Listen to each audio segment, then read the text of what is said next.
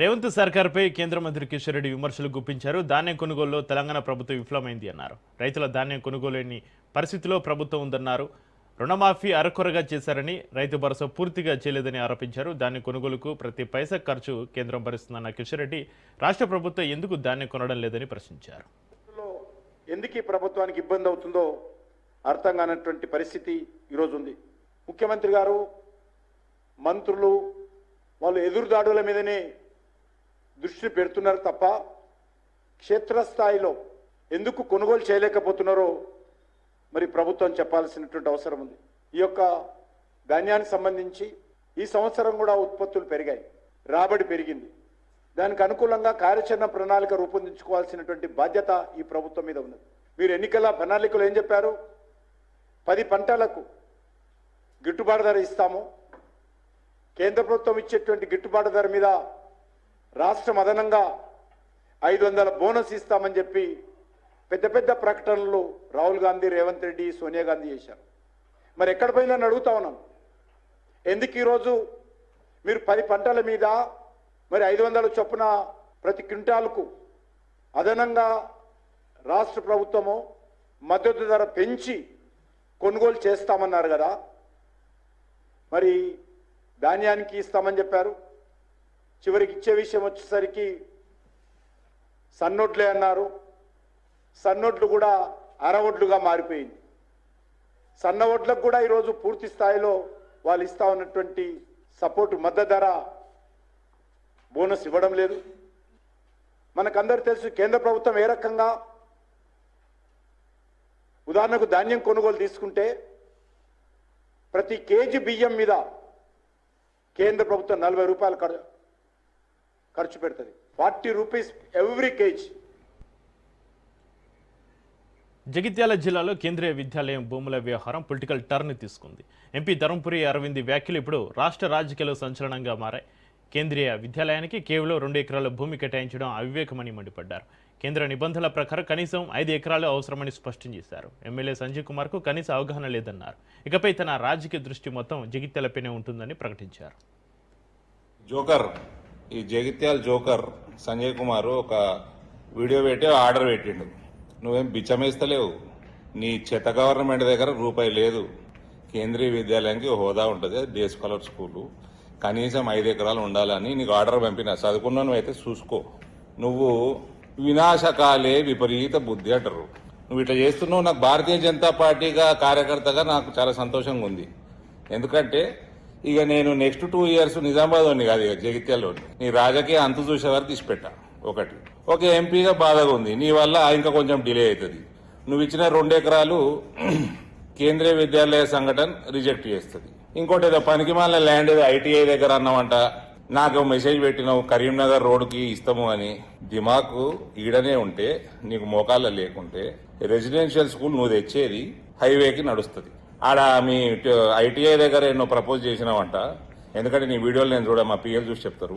ఆడ ఐటీఐ వాళ్ళే మొత్తుకుంటున్నారు.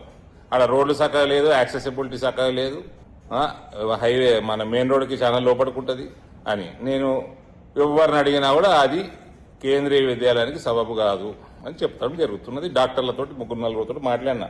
నీ లెక్క జోకర్ డాక్టర్లు కాదు. ఇక సంజయ్ కుమార్, నువ్వు చేసేది నాకు నచ్చుతున్నది. ఒక కార్యకర్తగా మజా వస్తుంది నాకు. ఇక నీకు నీ రాజకీయ అంతు చూసే వరకు నేను జగిత్యాలు ఇచ్చిపెట్టిగా. ఇక నువ్వు డబ్బుల గురించి మాట్లాడినావు కదా, నాకు బాగా డబ్బులు నేను వీడియో పెట్టినావంట. బాధాపుతున్నాయి. కొరుట్ల ఖర్చు పెట్టలేదు కావాలని. పార్లమెంట్లో ఏం చేసినా తెలుసు, కనుక్కో. ఎందుకు నీకు కూడా ఐడియా ఉండుంటుంది. నీ అసెంబ్లీ ఖర్చు క్యాండిడేట్ భోగా శ్రావణి ఉండని ఇంకోరు ఉండనాడా, నేను పెడతా ఖర్చు. ఇక నా పైసలు ఉన్నాయి, నీకే తెలుసు కదా, బాగా ఖర్చు పెడతా. ఇక కలిసే मैं जगित्याल का हूँ, निजामाबाद थोड़ा ब्रेक देता हूँ थोड़े दिन के लिए. भारत కేసీఆర్ ఎన్టీఆర్ల సినిమా హీరో కాదని తెలంగాణ రాష్ట్ర సాధన కోసం ఆయన ఎన్నో కష్టాలు అనుభవించారన్నారు కేటీఆర్. ఎంతోమంది పోరాటాల ఫలితంగానే తెలంగాణ ఆవిర్భవించిందని పేర్కొన్నారు. చావు నోట్లో తలపెట్టి కేసీఆర్ తెలంగాణను సాధించారు అంటూ ఉద్యమ కాలాన్ని గుర్తు చేసుకున్నారు. ఆ రోజులో గమ్యం స్పష్టంగా లేకపోయినా కేసీఆర్ ఒక్కడిగానే ముందడుగు వేశారన్నారు. ఈసారి కార్పొరేషన్లో కూడా ఎల్బీ నగర్లో మనం మంచి ఫలితాలు సాధించాలి అంటే తప్పకుండా మనం అప్రమత్తంగా ఉండాల్సిన అవసరం ఉంది. పోయినసారి నేను అనుకున్న నిజానికి మా కార్పొరేటర్లందరూ ఇక్కడ ఉన్నారు, మాజీ కార్పొరేటర్, నేను అనుకున్న 11 మందిలో కనీసం 7-8 గెలుస్తాం అనుకున్నాం, కానీ ఓడిపోయినాం. సరే, కారణం ఏమైనప్పటికీ అప్పుడు ఆ టర్మ్ కూడా అయిపోయింది, ఇప్పుడు ఆ కార్పొరేషన్ టర్మ్ కూడా అయిపోయింది. ఇంకా అప్రమత్తంగా ఉండాలి, అలసత్వం పనికిరాదు. గెలిచిపోయినాం, అయిపోయింది, వాతావరణం బాగుంది, అందరు రేవంత్ రెడ్డిని తిడతాను, అందరూ బీజేపీని తిడతాను కాబట్టి మనకే ఓటేస్తారు, అట్లా అనుకుంటే నడవద్దు. చాలా అప్రమత్తంగా ఒక్కొక్క ఓటర్ని పోలింగ్ బూత్ దాకా తీసుకొచ్చే బాధ్యత కూడా మనమే తీసుకోవాలి. ఇప్పుడు అటాచ్మెంట్ ఏర్పడితే రేపటి రోజున అదే అటాచ్మెంట్ బూత్ కమిటీల ద్వారా, డివిజన్ కమిటీల ద్వారా రేపటి ఎన్నికల దాకా ఉంటుంది. ఇవాళ కొన్ని పార్టీలు ప్రయత్నం చేస్తూ ఉన్నాయి, మన మైనారిటీ సోదరులకు ఓటు హక్కు లేకుండా చేసే ప్రయత్నం కొంతమంది చేస్తూ ఉన్నారు. దానిని తిప్పికొట్టవలసిన బాధ్యత దయచేసి మీరే తీసుకోవాలని చెప్పి కూడా హృదయపూర్వకంగా నేను మిమ్మల్ని విజ్ఞప్తి చేస్తా ఉన్నాను. తప్పకుండా మనం హైదరాబాద్లో మన ఐకమత్యమే వారికి బలం కావాలి. మీ అందరికీ నేను మళ్ళీ విజ్ఞప్తి చేసేది ఒకటే, హైదరాబాద్ ఇవాళ ఈ 2.5 సంవత్సరాల్లో ఏం కోల్పోయింది నాకంటే బాగా మీకే తెలుసు. అన్ని భూముల ధరలు పడిపోయినాయి, మొత్తంగా రియల్ ఎస్టేట్ వ్యాపారం డమాలన్నది, ఏ బిజినెస్ కూడా ఇవాళ బాగా లేదు. ముఖ్యమంత్రి గారు ఎన్ని బిల్డప్లు ఇచ్చినా, ఫ్యూచర్ సిటీ ఎంత ఇచ్చినా ఆయననే ఫ్యూచర్ లేని నాయకుడు నీకు తెలుసు, నాకు తెలుసు, కాంగ్రెస్ పెద్దలకు కూడా తెలుసు. కాబట్టి మళ్ళీ ఫ్యూచర్లో హైదరాబాద్ బాగుపడాలి అంటే, తెలంగాణ మళ్ళీ పట్టాలెక్కాలి అంటే ఉన్నది ఒకటే ఒక్క మార్గం, తిరిగి కేసీఆర్ గారిని తెచ్చుకోవడం. ఖచ్చితంగా మళ్ళీ గులాబీ జెండాని సెక్రటేరియట్ మీద ఎగరేయడమే లక్ష్యంగా కలిసికట్టుగా కదం తొక్కుదాం. నేను విజ్ఞప్తి చేసేది మీ అందరికీ ఒకటి, రాష్ట్రంలో ఖాళీగా ఉన్న 2 లక్షల ఉద్యోగాలను వెంటనే భర్తీ చేయాలని రాజ్యసభ సభ్యుడు ఆర్ కృష్ణయ్య ప్రభుత్వాన్ని డిమాండ్ చేశారు. బషీర్బాగ్ చౌరస్తాలో నిరుద్యోగులతోటి కలిసి కృష్ణయ్య ర్యాలీ చేపట్టారు. నిరుద్యోగ యువత కారణంగా అధికారంలోకి వచ్చిన కాంగ్రెస్ ప్రభుత్వం వారికి ఇచ్చిన హామీలను నెరవేర్చడంలో విఫలమైందన్నారు. నిరుద్యోగ యువతకు ఉద్యోగాలు రాక పెళ్లిళ్లు కూడా కావడం లేదని ఆవేదన వ్యక్తం చేశారు. అందుకే మేము నీ జోలికి రావద్దంటే 2.5 లక్షల ఉద్యోగాలు భర్తీ చేయి, 18,000 కానిస్టేబుల్కి ఇమ్మడి నోటిఫికేషన్ అయ్యి, 30,000 టీచర్లకు వెంటనే నోటిఫికేషన్ అయ్యి, ఫీజు రియంబర్స్మెంట్ బకాయిలు, అదేవిధంగా గ్రూప్ 1 గ్రూప్ 2 వేస్తే మా పిల్లలు చదువుకుంటుంటారు. నీ జోలికి రావు, లేకపోతే నిన్ను తిరగనీయం, నిన్ను నిద్ర పెట్టనీయం. ఇక ముందు కలెక్టరేట్ ఆఫీసులు కాదు మేము చేసేది, ఎమ్మెల్యే క్యాంప్ ఆఫీసులు, మంత్రుల పర్యటనలు, వీటిని అడ్డుకుంటామని చెప్పి ప్రభుత్వాన్ని నేను తెలుస్తున్నా. అందుకే నిరుద్యోగులు, బీసీలు ఈ సమస్యల మీద పెద్ద ఎత్తున ఉద్యమానికి సిద్ధం కావాలి. ఆంధ్రప్రదేశ్ ముఖ్యమంత్రి చూసి నేర్చుకో. అక్కడ గూగుల్ విశాఖపట్నంలో గూగుల్ ఐటీ కంపెనీ వచ్చేది, దేశంలోనూ 2వది ప్రపంచంలో కూడా గుర్తింపు తెచ్చేటటువంటి విధంగా ఆ చంద్రబాబు నాయుడు గారు ఐటీ హబ్బులను, ఐటీ కంపెనీలను తీస్తుంటే ఇక్కడ ఐటీ కంపెనీలు ఉన్నాయి వారిపోతున్నాయి. ఈయనను చూసి, ఈయన మనుషులను చూసి, ఈయన మనుషులు గద్దలేక వాళ్తున్నారు పైసలు తీసుకుని. ఇక మంత్రులు, ఎమ్మెల్యేలు వీళ్ళు భయపడి ఐటీ కంపెనీలు ఉన్నోళ్ళు వారిపోతున్నారు, కొత్త వాళ్ళు వచ్చుడు కాదు, ఉన్నోళ్ళు. Welcome back. తెలంగాణ వెబ్సైట్ ఫలితాలు విడుదలయ్యాయి. JNTUHలో ప్రభుత్వ సలహాదారు కె కేశవరావు, ఉన్నత విద్యామండలి చైర్మన్ ఆచార్య వి బాలకృష్ణారెడ్డి విడుదల చేశారు. ఇంజనీరింగ్ విభాగంలో 1,97,241 మంది, అగ్రికల్చర్ ఫార్మసీ విభాగంలో 84,954 మంది విద్యార్థులు పరీక్షలు రాశారు. ఇంజనీరింగ్ విభాగంలో ఎం ఋషి ఫస్ట్ ర్యాంక్ సాధించగా, అంశుల్ 2వ ర్యాంక్, ఎం వంశీధర్ రెడ్డి 3వ ర్యాంక్, జె రోషన్ మణిదీప్ రెడ్డి 4వ ర్యాంక్, ఏ సాయి నిఖిత్ 5వ ర్యాంక్ సాధించారు.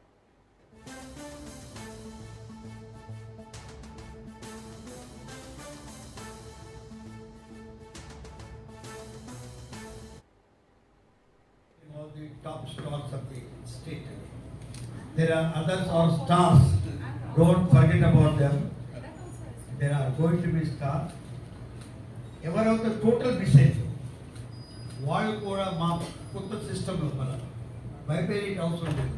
నేను రెబెడియేట్కి పోవాలని అంటాం లేదు. వాళ్ళని స్ట్రిక్ట్ సిస్టమ్ లోపల వాళ్ళు ఎగ్జామినేషన్కి స్కోప్ ఉంది, ఇంప్లిమెంట్ చేసుకోవడానికి స్కోప్ ఉంది. So 4 streams they can better do it. So to me, all those who have joined the engineering colleges are my stars, are my best students. Now, in the same way, it does not mean I'm undermining the 10 stars here. They're certainly the top stars who have brought the pride to us, and we are really proud of them. 5 days, 1 week లోపల ఈ చక్కటి result ఇచ్చేసి ఎక్కడ కూడా error free, hassle free exam conduct చేసినందుకు ముఖ్యంగా as a chairman Telangana Council of Higher Education, I want to congratulate and also thank the way towards successfully conducting. మీకు తెలుసు ఈరోజు ఎంట్రన్స్ ఎగ్జామ్స్ అంటే చాలా గందరగోళమైన పరిస్థితులు ఉన్నాయి. బట్ అట్లా కాదు, ఈరోజు ముఖ్యమంత్రి రేవంత్ రెడ్డి గారి ఆధ్వర్యంలో మేము లాస్ట్ ఇయర్ కానీ ఈ ఇయర్ కానీ ఎగ్జామ్స్ అన్ని చక్కగా కండక్ట్ చేసి ఏ చిన్న లోపం కూడా లేకుండా చేశాము. దానికి అందరికీ ఎవరైతే ఇందులో భాగస్వాములు start from God to everybody who contributed for this, we want to thank on behalf of Council of Higher Education. పనిచేసే ప్రభుత్వాన్ని ఆశీర్వదించాలి అన్నారు ఏపీ మంత్రి నిమ్మల రామానాయుడు. ఏ ఎన్నికలు వచ్చినా ఏకగ్రీవంగా టీడీపీ, జనసేన, బీజేపీ కూటమి ప్రభుత్వాన్ని నెగ్గించుకోవాలని కోరారు. గత 5 ఏళ్లలో జగన్ రాష్ట్రాభివృద్ధికి ఏమీ చేయలేదని తెలిపారు.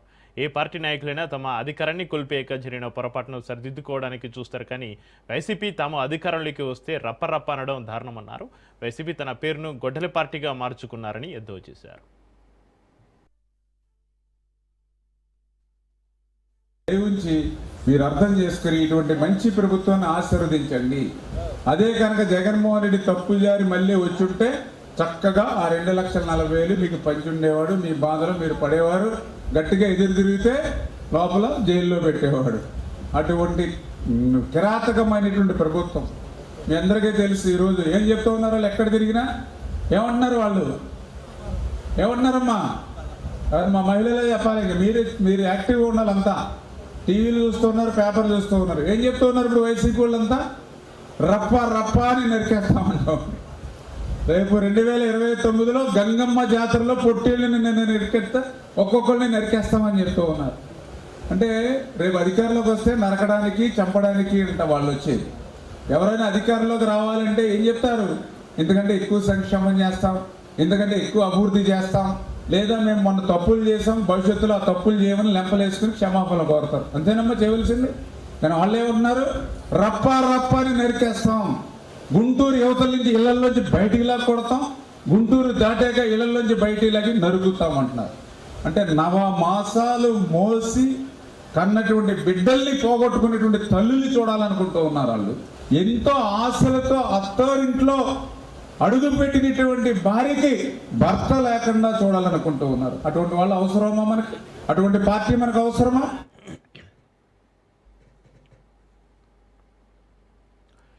ఏపీలో పెట్రోల్, డీజిల్ ధరల పెంపుపైన డైలాగ్ వార్ నడుస్తుంది. ఈ అంశంపైన వైసీపీ రాష్ట్ర వ్యాప్తంగా నిరసనలకు పిలుపునిచ్చింది. ఈ నేపథ్యంలో ఆ పార్టీ కీలక నేతలతోటి సజ్జల రామకృష్ణారెడ్డి టెలికాన్ఫరెన్స్ నిర్వహించారు. పెట్రోల్, డీజిల్ ధరల పెంపు ప్రజలపైన తీవ్ర ప్రభావం మోపుతుంది అన్నారు. ఎన్నికల ముందు ఇచ్చిన హామీలను ప్రభుత్వం విస్మరించిందని ఆరోపించారు. ఇతర రాష్ట్రాలతో పోలిస్తే ఆంధ్రప్రదేశ్లో ఇంధన ధరలు ఎక్కువగా ఉన్నాయని సజ్జల వ్యాఖ్యానించారు. ఈ ధరల పెంపుతోటి రైతాంగం, రవాణా రంగం, చిన్న వ్యాపారులు మరియు మధ్యతరగతి కుటుంబాలు తీవ్రంగా ఇబ్బందులు పడుతున్నాయని ఆయన తెలిపారు.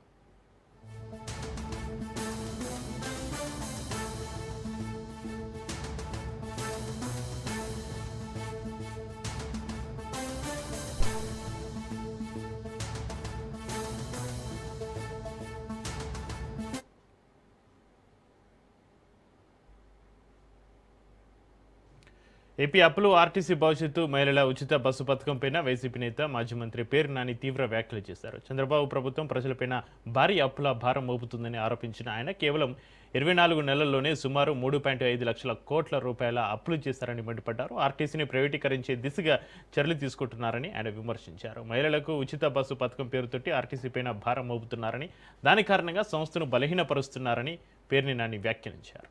చేస్తామంటున్నారు కదా, ఆ బస్సుల్లో ఆర్టీసీ భరించగలరా? ప్రజలు భరించగలరా?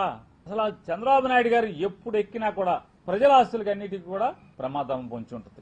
చంద్రబాబు నాయుడు గారు ఎప్పుడు ఎక్కితే అప్పుడు ప్రజల ఆస్తులకి, ప్రజల సంపదకి ప్రమాదం పొంచి ఉంటుంది. 2004కి రాజశేఖర రెడ్డి గారు కనుక ఆ రోజు ముఖ్యమంత్రిగా ప్రజలు ఎన్నుకోకపోయి ఉంటే ఆర్టీసీ ఆనాడే అమ్ముడుపోయి ఉండేది. చంద్రబాబు నాయుడు గారు మళ్ళీ 2004లో గెలిచుంటే కనుక ఆర్టీసీని అప్పుడే అమ్మకానికి పెట్టిన పరిస్థితి. చంద్రబాబు నాయుడు గారు పోయారు, ఓడిపోయారు.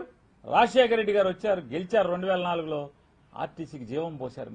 మళ్ళీ 2014 నుంచి 19 దాకా చంద్రబాబు గారు వచ్చారు. ఇక మొదలుపెట్టాడు ఆర్టీసీని వాడకం. జేము చంద్రన్న అని చెప్పని బస్సులు ఫ్రీగా బస్సులు పెట్టడం, ఆర్టీసీకి అప్పు పెడతాం. ఆర్టీసీకి అప్పు పెట్టడం, జేము చంద్రన్న అని చెప్పని బస్సులు పంపించడం, ఆర్టీసీకి అప్పు. అంటే ఆర్టీసీ ఏదో తెలుగుదేశం పార్టీ సొత్తులాగా లేదా నారా ఖర్జూర్ నాయుడు గారు సంపాదించి ఆర్టీసీని ఇచ్చేళ్ళినట్టుగా చంద్రబాబు నాయుడు గారికి అప్పనంగా వాడేస్తాడు ఆర్టీసీని ఎప్పుడు కావాలంటే అప్పుడు. నయా పైసా ఆర్టీసీకి ప్రభుత్వం నుంచి జమ చేయడు. 2018లో ఆర్టీసీలో ఉన్నటువంటి 55,000 మంది ఆర్టీసీ కార్మికులందరూ కలిసి పెద్ద మీటింగ్ పెట్టి చంద్రబాబు నాయుడు గారు మోయలేనంత దండ తయారు చేసి మెళ్ళ వేసి అయ్యా ఆర్టీసీ ఉద్యోగస్తుల్ని ప్రభుత్వ నెల్లూరు జిల్లా ముత్తుకూరు మండలం జంగాల కండ్రిగ గ్రామంలో ఇరిగేషన్ కాలువ పనులపైన రాజకీయ వివాదం నెలకొంది. మాజీ మంత్రి కాకని గోవర్ధన్ రెడ్డి ఆ ప్రాంతాన్ని పరిశీలించారు. ఈ సందర్భంగా ఆయన మాట్లాడుతూ పనులు పూర్తిగా జరగకుండానే సోమిరెడ్డి అనుచరులు బిల్లులు చేసుకుంటున్నారని తీవ్ర ఆరోపణలు చేశారు. అంతేకాకుండా ఇరిగేషన్ శాఖ మంత్రి రామనాయుడుపై కూడా ఆయన ఘాటు వ్యాఖ్యలు చేశారు. ఈ అంశంపైన అధికారుల స్పందన ఇంకా వెలువడాల్సి ఉంది. స్థానికంగా ఈ వ్యాఖ్యలు రాజకీయ చర్చలకు దారితీస్తున్నాయి.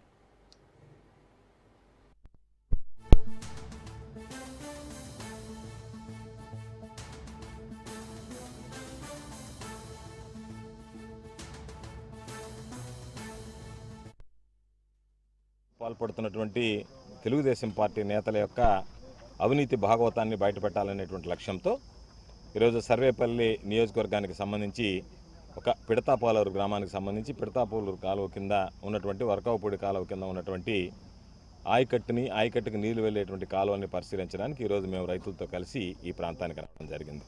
అయితే నేను అనేక సందర్భాల్లో స్పష్టంగా చెప్పాను, అయ్యా నెల్లూరు జిల్లాలో ప్రత్యేకించి సర్వేపల్లి నియోజకవర్గంలో ఇరిగేషన్ పనులు చేయకుండానే ఇబ్బడిముబ్బడిగా కోట్లాది రూపాయలు దోచుకుంటున్నారు అని చెప్పి స్పష్టంగా చెప్పడం జరిగింది. దాని మీద నిన్న ఫోటోలతో సహా ఆధారాలతో సహా నెల్లూరులో విలేకరుల సమావేశం కూడా ఏర్పాటు చేసి చూపించడం జరిగింది. అయితే రైతుల కోరిక మేరకు క్షేత్రస్థాయిలో ఒకసారి వచ్చి చూస్తే బాగుంటుంది అని చెప్పి కోరిన మీదట ఈరోజు ఈ ముత్తుకూరు మండలానికి సంబంధించి ఈ పిడతాపాలూరు గ్రామంలో జరుగుతున్నటువంటి ఈ అవినీతిని ఒక్కసారి కళ్ళ కట్టినట్టుగా మీడియాకి రైతుల ద్వారా వెల్కమ్ బ్యాక్. పల్నాడు జిల్లా నరసరావుపేట డీఎస్పీ కార్యాలయానికి మాజీ మంత్రి విడుదల రజని వెళ్లారు. హైకోర్టు ఆదేశాల నేపథ్యంలో డీఎస్పీ కార్యాలయానికి హాజరయ్యారు. చిలుకూరుపేటలో విడుదల రజని పైన ఎస్సీ ఎస్టీ అట్రాసిటీ కేసు నమోదైంది. టీడీపీ నేత పిల్లికోటి ఇచ్చిన ఫిర్యాదు ఆధారంగా పోలీసులు కేసు నమోదు చేశారు. ఈ కేసులో రజతో పాటుగా మరికొందరిపైన కూడా ఆరోపణలు నమోదయ్యాయి. హైకోర్టు ఆదేశాల మేరకు విడుదల రజని తన పాస్పోర్ట్ను నరసరావుపేట డీఎస్పీ హనుమంతరావుకు అప్పగించారు.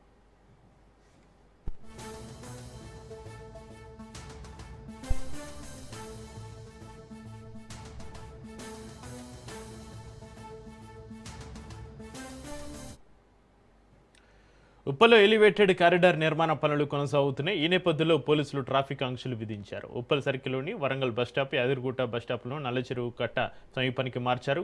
ఉప్పల వద్ద వరంగల్ వైపు వెళ్లే రహదారిని తాత్కాలికంగా మూసివేయనున్నారు. హైదరాబాద్ నుంచి వరంగల్ వైపు వెళ్లే వాహనాలను జేఎస్ఏ వద్ద దారి మళ్లించనున్నారు. జేఎస్ఏ జంక్షన్ వద్ద బిరపగడ్డ మీదుగా NH 163 మీదకు డైవర్ట్ చేయనున్నారు.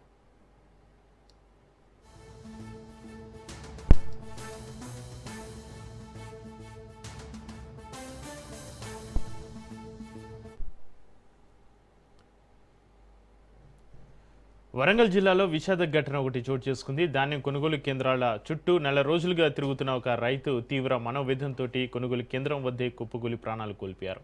నెక్కొండ మండలం అలంకానిపేట గ్రామానికి చెందిన రైతు గాజుల పెద్ద వెంకటేశ్వర్లు గుండెపోటుతోటి మృతి చెందడం కలకలం రేపింది. వడ్లను అమ్మేందుకు నెల రోజులుగా అధికారుల చుట్టూ తిరుగుతున్నప్పటికీ కొనుగోలు జరగకపోవడంతో తీవ్ర ఆందోళనకు గురైన వెంకటేశ్వర్లు ఉదయం ధాన్యం బస్తాలతోటి కొనుగోలు కేంద్రానికి వచ్చి అక్కడే ఒక్కసారిగా కుప్పకూలిపోయారు. ఆసుపత్రికి తరలించే లోపే ఆయన మృతి చెందినట్లుగా వైద్యులు నిర్ధారించారు.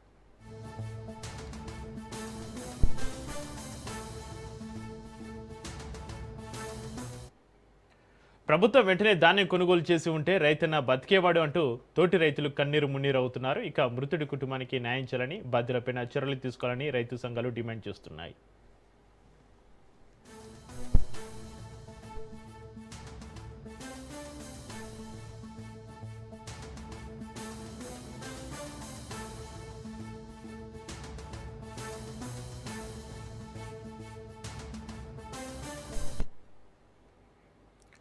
అండమాన్ సముద్ర పరిసరాలు రుతుపవనాలు చురుకుగా విస్తరిస్తున్నాయి. మరో 3-4 రోజుల్లో అవి పూర్తిగా విస్తరించే అవకాశం ఉందని వాతావరణ శాఖ తెలిపింది. ఇక విదర్భ పరిసర ప్రాంతాలపైన ఉపరితల ఆవర్తనం కొనసాగుతుండగా బీహార్ నుంచి కర్ణాటక వరకు ద్రోణి ఏర్పడింది. దీని ప్రభావంతో ఆంధ్రప్రదేశ్ తెలంగాణతో పాటుగా పలు ప్రాంతాల్లో వర్షాలు కురిసే అవకాశాలు కనిపిస్తున్నాయి. ఏపీలో పార్వతీపురం మన్యం, అల్లూరి సీతారామరాజు, పోలవరం పరిసరాలు, తూర్పుగోదావరి జిల్లాలో మోస్తరు నుంచి భారీ వర్షాలు కురిసే అవకాశం ఉంది. అలాగే కర్నూలు, అనంతపురం, శ్రీ సత్యసాయి జిల్లాలో కూడా ఈదురుగాలులతో కూడిన వర్షాలు పడే సూచనలు ఉన్నాయి. ఇప్పటికే తెలంగాణకు 3 రోజుల వర్ష సూచన జారీ అయింది. పలు చోట్ల ఉరుములు, మెరుపులతో కూడిన జల్లులు కురిసే అవకాశం ఉందని అధికారులు హెచ్చరిస్తున్నారు. ప్రజలు అప్రమత్తంగా ఉండాలని అధికారులు సూచిస్తున్నారు.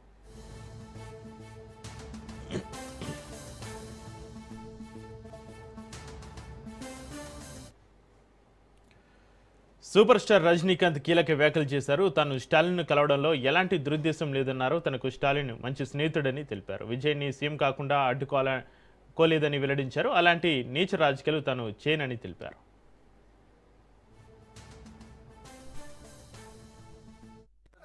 தேர்தல் முடிவுகள் வந்த பிறகு என்னை பற்றி ஒரு 2-3 விமர்சனங்கள் சோசியல் மீடியாவில், அரசியல் உலகத்தில் பரவலாக பரவுது. அதுக்கு நான் விடை கொடுக்கலன்னு சொன்னால் அதே உண்மையாயிடும் அப்படின்னு ஆகிடும். நான் நேற்று பெங்களூர் போகும்போது நீங்கள்லாம் இங்கே வந்திருப்பீங்க, ஏர்போர்ட்டில் யாரும் வந்திருப்பீங்க. அங்கே நீங்கள் கேள்வி கேட்பீங்க, அதை விடை கொடுத்துலாங்க இருந்து. அப்போ நீங்கள் யாரும் இங்கே இல்லை. அதுக்கப்புறம் அப்படியே பெங்களூர்லேருந்து திரும்பி வரும்போது கூட அங்கே மீடியா யாருமே இல்லை. அதுக்கப்புறம் 18th கேரளா ஷூட்டிங் இருந்தது சொல்லியிருந்தாங்க. அப்போ நான் விடை கொடுத்துடலாம் அப்படின்னு நினச்சேன்.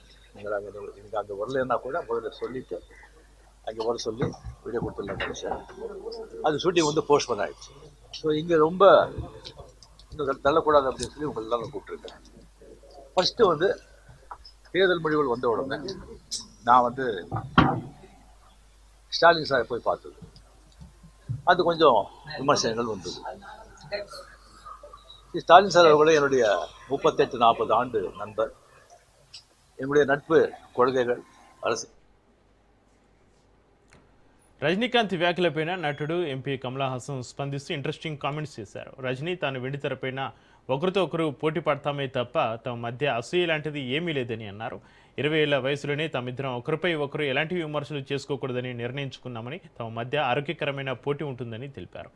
కమల్ సీఎం అయితే అసూయ పడతానేమోనని రజనీకాంత్ సరదాగా నవ్వుతూ చెప్పారు. మేము ఒకరితో ఒకరం పోటీ పడతాం కానీ అసూయ ఎందుకు పడతాం? తాము సినీ రంగంలో ఉన్నా, క్రికెట్లో ఉన్నా ఇలాగే ఉండేవాళ్ళమంటూ కమలా హాసన్ సమాధానమిచ్చారు. அதை கம்பல் பண்ண முடியுமா தமிழ்நாட்டை? பண்ணி பார்த்துருக்கோம் இல்லையா? அதனால சிரிப்போட தான் சொன்னாரே தவிர நாங்கள் 2 பேருமே ஒருத்தர் பார்த்து பொறாமப்பட்டது கிடையாது. போட்டி போடுவோம், பட் பொறாமப்பட்டது கிடையாது. We are the best sportsman you can find in Tamil Nadu. அது நாங்கள் சினிமா துறையில் இருக்கோம். நாங்கள் கிரிக்கெட் விளையாடி இருந்தாலும் இப்படித்தான் இருந்திருக்கோம். இல்லையே, அதுதான் இருக்கேன். நீங்க படிச்சு கூட பார்க்க மாட்டேங்க. இல்ல, முதல்வர்கிட்ட இருக்க பத்திரிகையில உங்க நண்பர்களே அதை போட்டிருக்காங்க. திரும்ப அதையே பேசிட்டு இருக்க வேண்டாம். அதுல நல்லது எதுன்னு உங்களுக்கு தோணுதோ அதை சிறப்பா கோடிட்டு காட்ட வேண்டியது உங்க கடமை. உங்களை மாதிரி தான் பாக்குறேன், வேடிக்கை பாக்குறேன். நன்றி. அதை கம்பல் பண்ண முடியுமா தமிழ்நாட்டை? பண்ணி பார்த்துருக்கோம் இல்லையா? அதனால சிரிப்போட தான் சொன்னாரே தவிர நாங்க 2 பேருமே ஒருத்தர் பார்த்து பொறாம. మరోసారి సిఎన్జి ధర కేంద్రం పెంచింది. కిలో సిఎన్జి పైన రూపాయి పెరిగింది. ఇక 2 రోజుల క్రితం కిలో సిఎన్జి పైన ₹2 పెంచింది కేంద్ర ప్రభుత్వం. ఢిల్లీలో ప్రస్తుతం కిలో సిఎన్జి ₹80.09గా ఉంది. ఇక హైదరాబాద్లో కిలో సిఎన్జి ₹97గా ఉంది.